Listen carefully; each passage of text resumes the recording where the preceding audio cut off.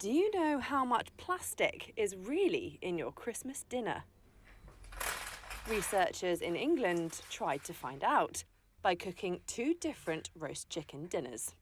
One with all the ingredients wrapped in plastic packaging and the other with no plastic packaging at all. We found 7 times more microplastics in the wrapped dinner than the non-wrapped dinner.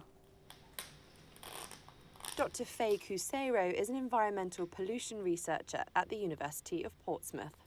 So we found about 55,000 particles in the non-wrapped dinner and about 230,000 in the wrapped dinner.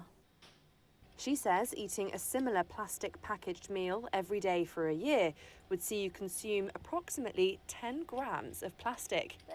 That's the equivalent of 2 of these a year.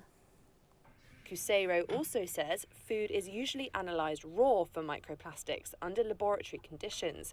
But this study looked at what was actually on your plate after the food had been cooked in a normal kitchen. So unfortunately, there's no such thing as a microplastic-free food now, I think. That's because there's so many microplastics in the air and in the soil. So as we're speaking now, there are likely to be some microplastics that are falling on here, onto the food that we'll be eating. Global plastic production is projected to double within 20 years, while the amount of plastic waste flowing into the world's oceans is forecast to triple in the same period. Cusero says there are actually higher concentrations of microplastics in our soils compared to our oceans. I have heard people say, I don't have to worry about microplastics, I don't eat fish. And that always worries me slightly, that there's that misunderstanding, that disconnect. Microplastics are everywhere. If you're eating anything and in drinking anything, you will be ingesting a certain number of microplastics.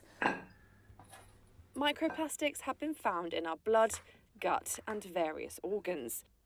But experts have not been able to say what, if any, harm it's doing to us. We don't want to scare people with this. There are microplastics everywhere and we don't know what the impacts are on human health. But it's a sensible suggestion to try to reduce them as much as possible to avert any possible negative impacts going forward. There are simple ways. As you can see from this study, we can reduce the types of plastic we have in our packaging, and we can start to think about it going forward in farming community about how we reduce the amount of plastic there too.